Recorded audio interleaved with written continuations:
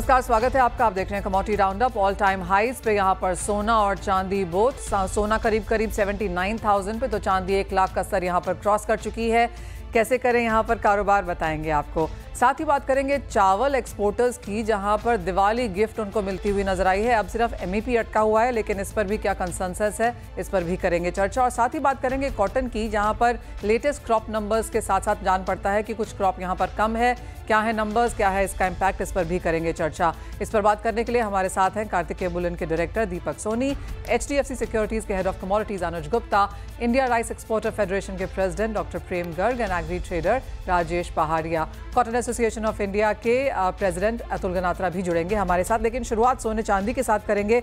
और दीपक जी, जिस तरह की तेजी है, ऑल टाइम हाईज पर हम यहाँ पर कारोबार कर रहे हैं। सबसे पहले यही जानना चाहेंगे कि स्पॉट मार्केट्स में इसके क्या फर्क है, क्या 1 लाख की भी चांदी यहाँ पर बिक रही है? नमस्कार मनीषा जी, सबसे पहले आपको बहुत बहुत बधाई। Special award for excellence in journalism soya conclave में अवार्ड लेने के लिए। अब अपने बात करते हैं चांदी की। जैसा कि आप देख रहे हैं, अब सिल्वर में भी MCX ने 1 लाख का रेट जो है वो टच किया है यस्टरडे। और फिजिकल मार्केट की अगर अपने बात करते हैं तो नाउ फिजिकल मार्केट में चांदी 1,02,000 1,02,500 के आसपास सिल्वर की सेल हो रही है। अभी जैसे धनतेरस की तरफ अपने अप्रोच कर रहे हैं, तो धनतेरस पे जो सिल्वर की सेल होती है in compare to previous years वो काफी लो है, बट ये सिल्वर अभी भी सेल हो रही है, इसमें कोई दो राय नहीं है। ट्रस्ट सिल्वर और गोल्ड दोनों के ऊपर हमारी जनता का बड़ा ही है, और अभी भी उम्मीद है कि हम और नए स्तर देखेंगे चांदी में। दीपक जी, यूजली ऐसा माना जाता है कि 20-22 टन की सोने की सेल होती है धनतेरस दिवाली के आसपास। 20-22 टन सोने की होती है। चांदी की यूजली कितनी होती है? और अगर आप कह रहे हैं कि एक कमी आ सकती है, तो कितनी कमी देख रहे हैं हम? मैडम, रेगुलर बेसिस पे अगर हम देखते हैं तो सिल्वर अराउंड 700 to 800 टन जो है दिवाली पे सेल होती है। बट इस साल ऐसा लग नहीं रहा है कि इतनी सेल हम प्राप्त कर पाएंगे, but most probably around 400 to 500 ton silver इस बार भी सेल होगी। सिल्वर में इस बार सिल्वर बार्स और सिल्वर कॉइन्स की सेल्स जो है वो ऊंचे स्तर पे रहेगी। ऑलराइट, आप कह रहे हैं लाख रुपए में भी लोग यहाँ पर चांदी खरीद रहे हैं, यानी कि खरीदारी। और जैसे आपने कहा कि ट्रस्ट यहाँ पर काफी बड़ा है चांदी पर। सोने में आपको क्या लगता है, क्योंकि आप बुलियन यानी सोना और चांदी दोनों में यहाँ पर ट्रेड करते हैं, गोल्ड को लेकर क्या एक्सपेक्टेशन है? क्योंकि यहाँ पर भी नित नए ऑल टाइम हाईज हैं और 80,000 से बहुत ज्यादा दूर हम है नहीं। गोल्ड तो पिछले 10 दिनों से ऑन डेली बेसिस अपने लाइफ टाइम हाई को अचीव ही कर रहा है। और फिजिकल मार्केट में देखते हैं गोल्ड को, तो डिमांड काफी लो पर है। ये जो हल्की फुल्की डिमांड हमें दिख रही है, ये भी ड्यू टू दिवाली और धनतेरस के लिए हम देख पा रहे हैं। आगे अगर रेट सस्टेन करते हैं एट दिस लेवल तो अच्छी ग्राहकी देखने के लिए मिलेगी, बट पब्लिक थोड़ा वेट कर रही है रेट सस्टेन करने का इस लेवल के ऊपर। तो यहाँ पर भी किस नंबर्स की एज ऑफ नाउ उम्मीद है? 20-22 टन यूजली होता है धनतेरस के आसपास। इस बार किस तरह के नंबर्स बनते हुए नजर आएंगे फिर? मैडम, इस बार हमें लग रहा है कि हम अराउंड 50 to 60% ही अचीव कर पाएंगे हर साल के मुकाबले। गोल्ड ने पिछले एक साल में जो है 60,000 to 80,000 का रेट को ब्रीच किया है। 20,000 इन जस्ट 9 मंथ, ये बहुत बड़ा स्पाइक है। ये रेट डाइजेस्ट होने में अगर सस्टेन करेंगे तो अप्रोक्सीमेट हमें लग रहा है कि 1 क्वार्टर डिमांड पे काफी असर रहेगा इसका। जी हाँ, डिमांड पे तो असर रहेगा ही। जिन लोगों ने सोना या चांदी खरीदना था, इतने हाई लेवल्स पे कितना ही ले पाएंगे? और जैसे आपने कहा, सोना और चांदी दोनों आधा होते हुए नजर आएंगे इस साल में खरीदारी के तौर पर। लेकिन ऑफ कोर्स बिल वैल्यू शायद बहुत ज्यादा ना गिरे, क्योंकि भाव इतने ज्यादा बढ़ चुके हैं। अनुज, आप क्या देखते हैं सबसे पहले तो चांदी में? क्योंकि लाख रुपए का स्तर अब यहाँ पर निकल चुका है, एक लेवल जिसकी बात यहाँ पर साल के शुरुआत से होती रही है। आपने भी इसका जिक्र किया है। अब क्योंकि लैक ऑन स्क्रीन है, यहाँ से क्या एक्सपेक्टेशन? अच्छा जी, गुड मॉर्निंग। देखिए, दिवाली के मौके पे इतना बड़ा धमाका जो चांदी ने किया है, डेफिनेटली पूरे साल से वेट हम कर रहे थे कि 1 लाख कब चांदी होगी, और दीपावली पे ही चांदी जो है 1 लाख के ऊपर अब आती हुई दिखाई दी है। तो मुझे लगता है कि इस बार जिन्होंने सोने चांदी में इन्वेस्टमेंट कर रखा था या जिन्होंने अपने पोर्टफोलियो को डाइवर्सिफाई किया हुआ था, यहाँ पर उनको अच्छे खासे रिटर्न देखने को मिलेंगे। हालांकि इक्विटी मार्केट में थोड़ा बहुत करेक्शन देखने को मिल रहा है, बट उसके वनस्पत आप देखेंगे तो यहाँ पर जो डाइवर्सिफिकेशन की डेफिनेशन है वो यहाँ पर फुलफिल होती हुई दिखाई दी है। तो मुझे लगता है कि जो ट्रेंड अभी मार्केट में चल रहा है गोल्ड और सिल्वर को लेके, ये आगे भी कंटिन्यू हो सकता है, क्योंकि जिस तरीके से इंटरेस्ट रेट को कट लेके हम यहाँ पे देख रहे हैं, या फिर फेडरल रिजर्व का हम डिसीजन देख रहे हैं, या फिर हम सेंट्रल बैंक की तरफ से इंटरेस्ट रेट कट होते हुए देख रहे हैं, और जो डिमांड यहाँ पे आती हुई दिख रही है ईटीएफ की डिमांड, वो हमें लग रहा है कि अभी फिलहाल सेंटीमेंट पॉजिटिव रहेंगे और गोल्ड और सिल्वर में आगे भी ऐसे कंटिन्यूटी तेजी बनती हुई दिखाई दे सकती है। अनुज, अगर किसी को अब खरीदना हो तो चांदी में उनके लिए क्या राय है? देखिए, मुझे लगता है कि एक बार तो प्रॉफिट बुक करना चाहिए, क्योंकि जिन्होंने, अगर आप साल के स्टार्टिंग में देखें तो ऑलमोस्ट 65,000 के आसपास चांदी थी, और अगर आप देखेंगे तो ऑलमोस्ट 1 लाख के आसपास है। तो मेरे हिसाब से उनको अपना जो प्रॉफिट है वो यहाँ पर बुक करना चाहिए, एटलीस्ट 50% तो प्रॉफिट बुक करना चाहिए। 1 लाख के स्तर को नहीं छोड़ना चाहिए, यहाँ पे इनको एक बार प्रॉफिट बुक करना चाहिए। बट हाँ, ये जरूर है कि अगर कोई डिप मिलता है, जो कि हमने बजट के टाइम भी देखा था, अच्छा खासा डिप आया था, तो अगर ऐसा कोई डिप आता है तो वहां पर अगेन स्टैगर्ड वे में इन्वेस्टमेंट करना चाहिए। बट हाँ, ये हमें लग रहा है कि गोल्ड और सिल्वर में अगर कोई इन्वेस्टमेंट करता है, एक छोटे छोटे फॉर्म्स में इन्वेस्टमेंट करता है, एक प्रोसेस फॉलो करके हर महीने कोई कोई एसआईपी करता है, तो डेफिनेटली उसको आगे भी लंबी अवधि में भी अच्छे खासे रिटर्न मिलते हुए दिखाई देंगे। अनुज, अगर चांदी की इस साल की अगर बात की जाए तो हमने करीब 42-43% अंतर्राष्ट्रीय बाजारों में भाव बढ़ते हुए देखे हैं। भारतीय बाजारों में अभी अब 35% ज्यादा की तेजी देखने को मिल चुकी है। आप कह रहे हैं डिप्स पे यहाँ पर खरीदारी करनी चाहिए, तो अगर चांदी किसी को खरीदनी हो, और चांदी लोग धनतेरस पे बहुत ज्यादा लेते हैं, सोना दिवाली के तौर से लेते हैं, शादियों के तौर पर लेते हैं, लेकिन चांदी की डिमांड यहाँ पर काफी बढ़ जाती है, तो किन लेवल्स का इंतजार करना चाहिए? अब यहाँ से रेंज क्या बचेगी बाकी साल के लिए? देखिए, मुझे लगता है कि अगर कोई डिप मिलता है 95,000 या 98,000 के आसपास तक, तो वहां पे मुझे लगता है कि ऐड कर सकते हैं। हमें लगता है कि चांदी अब जो नेक्स्ट लेवल है वो करीबन 1,07,000 से 1,10,000 के बीच का लेवल होगा, जो कि यहाँ पे देखा जा सकता है, क्योंकि $33 चांदी ने निकाल दिया है, जो कि हम इंटरनेशनली अगर आप देखेंगे तो इंटरनेशनली 37 से लेकर $40 तक जा सकता है। अगर आप इंटरनेशनल मार्केट को एवेल्युएट करेंगे तो चांदी ने $49.8 का हाई 2011 में बनाया था, जो कि अभी तक रीचेबल नहीं हो पाया। तो मुझे लगता है कि वो जो लेवल है वो यहाँ पर अगर रीच होता है तो चांदी आपको 1,20,000 के ऊपर भी जाती हुई दिखाई दे सकती है। तो इंटरनेशनली अगर आप लेवल को फॉलो कर रहे हैं तो मुझे लगता है कि नेक्स्ट टारगेट जो है वो $37 से लेकर $40 तक होगा, जो कि डोमेस्टिक मार्केट में एटलीस्ट 1,10,000 के आसपास तक होता हुआ दिखाई देगा। तो अभी रूम मुझे लगता है कि चांदी के अंदर बाकी है। अगर हम गोल्ड से कंपेयर करें, गोल्ड सिल्वर रेशो को अगर हम देखें, तो मुझे लगता है कि चांदी में अभी जो रनअप है वो आगे भी कंटिन्यू होता हुआ दिखाई देगा। तो जो भी डिप मिलता है 95,000 के आसपास तक, तो वो एक बाइंग अपॉर्चुनिटी होगी। ऑल राइट, तो खरीदारी के बारे में ही सिर्फ यहाँ पर सोचना है। सोने और चांदी डिप्स पे खरीदारी की जा सकती है, लेकिन जिस तरह का रनअप हम देख चुके हैं और जो कुछ मुनाफा वसूली आज यहाँ पर है वो और देखने को मिल सकती है। आपको ये भी याद दिला दें कि नवंबर का फर्स्ट हाफ बहुत इंपॉर्टेंट है। US Fed meeting, US presidential elections, वो दोनों चीजें यहाँ पर सोने और चांदी दोनों को बहुत मूव करेंगे। अनुज, साथ ही साथ मेटल्स में यहाँ पर अब क्या रुख बनता हुआ नजर आ रहा है, इंडस्ट्रियल मेटल्स में? देखिए, बेस मेटल में कल हमने एक रिकवरी देखी। मार्केट हालांकि थोड़ा रेंज बाउंड था, बट कहीं ना कहीं 800 के आसपास हम देख रहे हैं कॉपर अच्छा खासा सपोर्ट ले रहा है। तो हमें लगता है कि जिस तरीके से इंडस्ट्रियल मेटल में चांदी इंक्रीज हुई है, तो यहाँ पे बेस मेटल की भी हमें लगता है कि पॉजिटिविटी रहेगी। तो खरीदारी की सलाह रहेगी। कॉपर में करीबन 812-813 के आसपास खरीदारी का ट्रेड ले सकते हैं। स्टॉप लॉस करीबन 808 पे लगाएं। टारगेट हमें लगता है कि 822 तक देखा जा सकता है। जिस तरीके से चाइना ने इंटरेस्ट रेट कट किए हैं, उसका डायरेक्ट इंपैक्ट हमें लगता है कि बेस मेटल पे रहेगा और पॉजिटिविटी रहेगी। वहीं दूसरी तरफ जिंक के अंदर भी हमने एक कल रिकवरी का ट्रेंड देखा था। काफी दिनों के बाद एक रिकवरी यहाँ पर आती हुई दिखाई दी है, और टेक्निकल पैरामीटर्स पे हमें लगता है कि एक अच्छा स्ट्रक्चर यहाँ बनता हुआ दिखाई दिया है। तो जिंक के अंदर भी खरीदारी का ट्रेड बना सकते हैं करीबन 289 के आसपास। स्टॉप लॉस 286.80 का लगाए। टारगेट करीबन 294 तक आ सकता है। तो इंडस्ट्रियल मेटल में हमें लगता है कॉपर और जिंक दोनों ही अट्रैक्टिव लग रहे हैं इंट्राडे खरीदारी करने के लिए। ऑलराइट, सोना, चांदी, कॉपर, जिंक, यहाँ पर खरीदारी के मौके आप ढूंढें, क्योंकि मेटल्स में यहाँ पर तेजी है, डॉलर इंडेक्स में तेजी है, उसके बावजूद भी यहाँ पर मेटल्स में खरीदारी है, तो एक सस्टेनेबल बेसिस पे यहाँ पर पॉजिटिव क्यूज नजर आते हैं। बहुत शुक्रिया अनुज साथ जोड़ने के लिए, इस सेंस के लिए, और इसी के साथ एक ब्रेक के लिए भी रुकेंगे। तो ये तो बात हुई सोने, चांदी और मेटल्स की। लौटेंगे तो बात यहाँ पर करेंगे एग्री में, क्योंकि यहाँ पर कॉटन में और चावल में खबरें हैं। क्या है और क्या है उसका इम्पैक्ट बताएंगे आपको।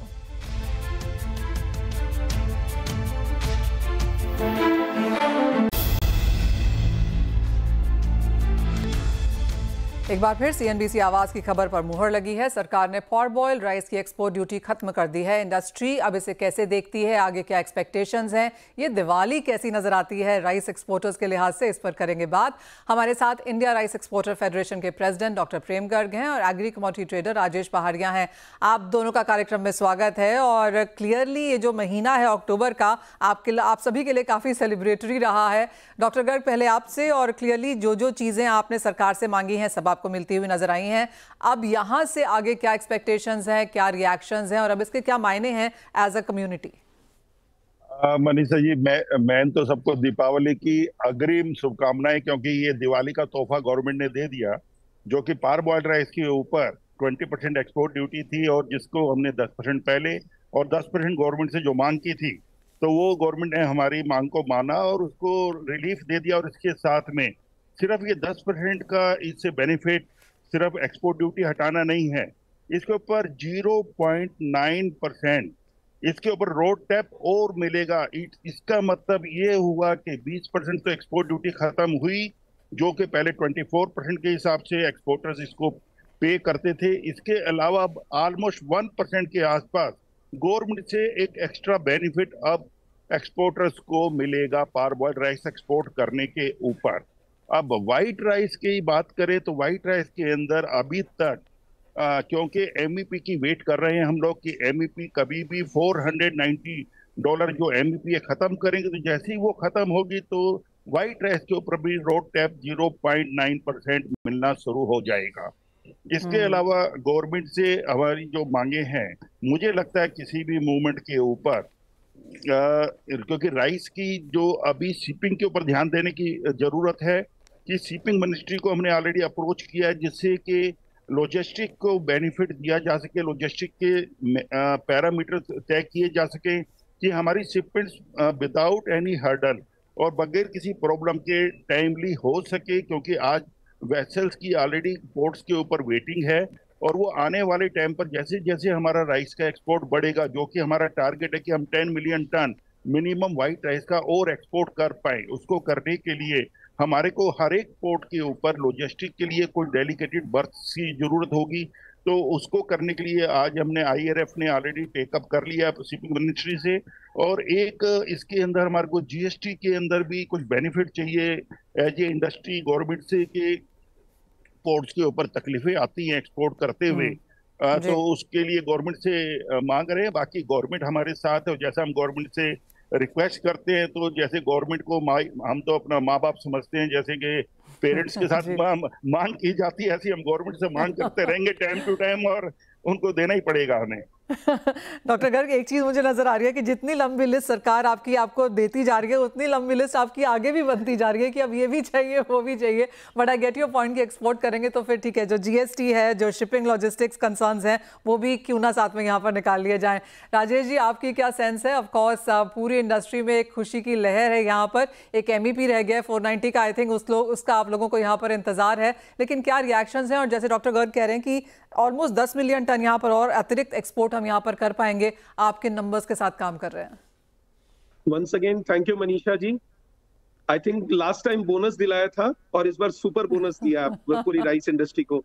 जैसे हमारे प्रेसिडेंट साहब ने कहा कि भाई कि इसके अंदर में सारे बेनिफिट्स जो हम लोग जिससे अबंडेंट थे, now all those things will be coming back to us, like road tape 1% है प्लस GST का जो बेनिफिट है, वो सारा चीज हम लोगों को वापस बिना किसी कंडीशन के मिलने लगेगा। So that's again good call which government of India has been able to bless us, number one.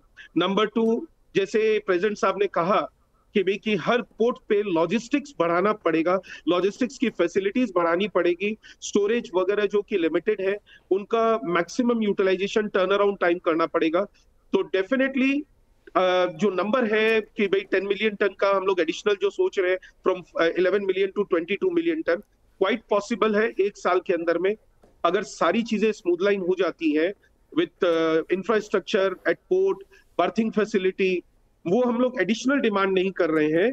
Already by default जो मिल गया है, उसके बाद में ये फैसिलिटीज जो है जो अनयूटिलाइज्ड है उसको प्रॉपर तरीके से प्रेजेंट करना चाहते हैं।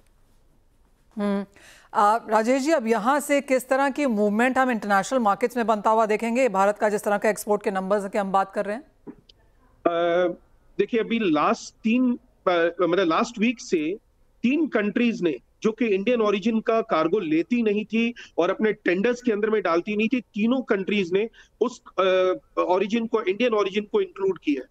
लाइक इंडोनेशिया, फिर उसके बाद में बांग्लादेश जो कि कंप्लीटली आउट हो गया था, एंड नाउ अगेन मॉरिशस जो कि एक नॉर्मल टेंडरिंग प्रोसेस से गवर्नमेंट की प्रोक्योरमेंट करती है। तीनों ने इंडियन ओरिजिन को वापस लिया है। सब के सब वापस बैक टू पवेलियन होंगे, बैक टू इंडिया होंगे, बिकॉज जो इंडियन राइस की जो अरोमा, टेस्ट एंड टेक्सचर है वो एक्सेप्टेबल है। कुछ पीरियड के लिए हम गायब हुए थे, but we all will be back with a bang, and definitely यहां से मैं अप टू मार्च के बीच में 10 तो नहीं बट 6 मिलियन टन का मैं एक एडिशनल मूवमेंट जरूर दिख रहा है मुझे। ऑल राइट, तो क्लियरली खुशी की लहर है यहाँ पे, और आप दोनों की बॉडी लैंग्वेज, आप दोनों की शक्लों से ही लग रहा है कि कितनी खुशी है आप दोनों को।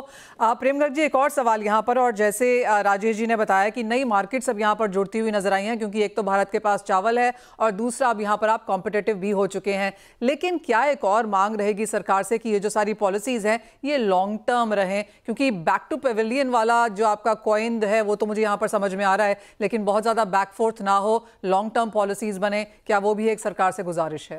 बिल्कुल, गवर्नमेंट से गुजारिश है कि गवर्नमेंट इसको लॉन्ग टर्म रखे और ये ना करे कि एपीसीज में इसको रखे कि 6 महीने के लिए या कुछ महीनों के लिए। मिनिमम इसको 3 साल के लिए इस पॉलिसी को फ्रीज कर दिया जाए तो अच्छा होगा। और मैं तो कहूँगा हमेशा के लिए रहे, क्योंकि इंडिया के अंदर कभी भी राइस की कभी कोई कमी होने वाली नहीं है, क्योंकि हमारे किसान बहुत सक्षम हैं और उनको यदि प्राइस अच्छा मिलता रहेगा तो वो डेफिनेटली इसकी क्रॉप बहुत अच्छी पैदावार करेंगे। अभी देखिए, जैसे इंडोनेशिया ने अभी राइस के अंदर 3,70,000 टन का टेंडर निकाला है, और उसके अंदर आईआरएफ ने पहले से उनको लिखा 15 दिन पहले कि व्हाइट राइस खुल चुका है इंडिया से, तो आप इसको इंक्लूड करिए। तो उन्होंने अब इस अपने आने वाले टेंडर के अंदर इसको इंक्लूड किया है। और इसी तरीके से काफी कंट्रियां हैं जिसके अंदर इंडियन राइस हमेशा एक्सेप्टेबल रहा है, पर मार्केट के अंदर क्या होता है, उनको एक अनसर्टेनिटी होती है कि इंडिया से कभी भी कोई भरोसा नहीं है कि कब इसका एक्सपोर्ट बंद हो जाएगा या कोई नए रूल्स आ जाएंगे। तो उसकी वजह से कोई भी इंपोर्टर डरता है इंडिया से करते हुए। उसको खत्म करने के लिए और एक विश्वास लाने के लिए हमारी गवर्नमेंट से यही रिक्वेस्ट है कि वो इसको मिनिमम एक लॉन्ग टर्म पॉलिसी बनाए, और दूसरा हमारे को इमीडिएटली ये जो एक्सपोर्ट करने का दिया गया लॉजिस्टिक के अंदर हेल्प करे। तो मैं गारंटी करता हूं कि अगले जो गवर्नमेंट का टारगेट है, जैसे 50 मिलियन टन एक्सेस स्टॉक होगा हमारे पास अगले 3 महीने के अंदर, तो मैं अगले गारंटी में यदि गवर्नमेंट हमारे को फेडरेशन को, Indian rice exporter federation IRF को एक मुद्दा दे और एक हमारे को चैलेंज दे, तो हम इसको 20 मिलियन टन तक भी अगले 6 महीने में करने की ताकत रखते हैं। वेल एब्सोल्युटली जी हाँ, चावल का स्टॉक बहुत खासा है, और जिस तरह से यहाँ पर सरकार चावल एज एन इंडस्ट्री की मदद करती हुई नजर आई है, पॉइंट्स लेती हुई नजर आई है, और अगर इसे लॉन्ग टर्म बना दिया जाए तो ऑफकोर्स एक बहुत स्ट्रॉन्ग, सस्टेनेबल, प्रॉफिटेबल बिजनेस हम इसे आगे जाता हुआ भी देखेंगे। प्रेम जी, राजेश जी, बहुत शुक्रिया साथ जुड़ने के लिए, और चावल पर आप दोनों को ही बहुत शुभकामनाएं और काफ़ी पॉजिटिव क्यूज ऑफकोर्स वहाँ से आते हुए। वेल, ये तो बात हुई चावल की, जहाँ पर हमने अच्छी खासी सरकार की तरफ से पहल आते हुए देखी है, लेकिन बात अब यहाँ पर करेंगे कॉटन की। हमारे साथ कॉटन एसोसिएशन ऑफ इंडिया के प्रेसिडेंट अतुल गनात्रा हैं। अतुल जी नमस्कार। जो लेटेस्ट आपने आंकड़े दिए हैं उसमें करीबन 6 से 7% की कटौती है ओवरऑल प्रोडक्शन में, क्या क्यों है ये, एक तो ये, और किस तरह के फाइनल नंबर्स अब बनते हुए नजर आ रहे हैं? जी, गुड मॉर्निंग मनीषा जी। जी, ओवरऑल प्रोडक्शन लास्ट ईयर से 7% कम होने जा रहा है। लास्ट ईयर 325 लाख बेल्स था, अभी प्रोडक्शन का नंबर 302 लाख बेल्स का रखा है हमारे कॉटन की कमेटी ने। इसकी मेन वजह है कि जो हमारा कॉटन का सोइंग है वो 14 लाख हेक्टर में इस साल कम है।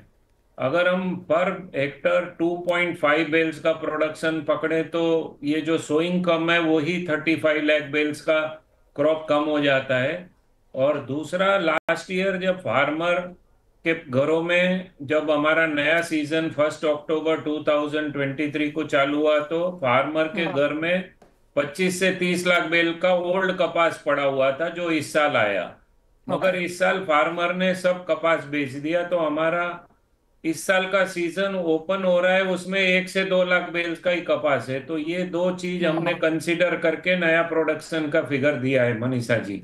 Atul ji, even as production हल्की सी कम है, लेकिन कैसे देखते हैं आप मिलों के पास किस तरह का स्टॉक है? और दूसरा, इवन एज प्रोडक्शन कम है, हमने भाव बहुत ज्यादा चढ़ते हुए नहीं देखे। जी, मिले हैंड टू माउथ है, मिलों के पास ज्यादा स्टॉक नहीं है, 10-15 दिन का स्टॉक पे मिलें चल रही है। और जो आपने बोला भाव कम हुआ है, भाव इसलिए कम हुआ मनीषा जी, आज से 15 दिन पहले 61,000 के रेट थे। एक तो भाव कम होने का मेन वजह सीसीआई ने लास्ट 15 दिन में 3,000 रुपया भाव कम किया है, तो उसकी वजह से मार्केट में मंदी है। और दूसरा जो अभी रिसेंट के ये अराइवल आ रही है, वो बहुत बारिश गिरने से फार्मर का जो स्टैंडिंग क्रॉप था वो पूरा गीला हो गया, और वो फार्मर गीला कपास चुन के ला रहा है, तो उसमें मॉइस्चर 15 to 40% मॉइस्चर आ रहा है, ग्रेड एकदम ऑफ हो गया है, माइक्रोनेर बहुत हाई है, तो इसकी वजह से कम प्राइस में बिक रहा है मनीषा जी। अतुल जी, एक फाइनल चीज, तो फेस्टिवल डिमांड कैसी है? टेक्सटाइल नंबर्स के ऑन द पॉजिटिव साइड है इस दिवाली पे? जी, फेस्टिवल का डिमांड अच्छा है, कपड़े में भी यान में भी डिमांड ठीक है। स्पिनिंग मिल के देखें अगर हम, तो लास्ट ईयर 22-23 के मुकाबले में 23-24 का सीजन स्पिनिंग मिल के लिए अच्छा रहा, क्योंकि 22-23 में कपास के हमारे कॉटन के रेट 62 से 65,000 थे, जो 23-24 में एवरेज 57,500 58,000 था। तो स्पिनिंग मिल के लिए अच्छा साल रहा मनीषा जी।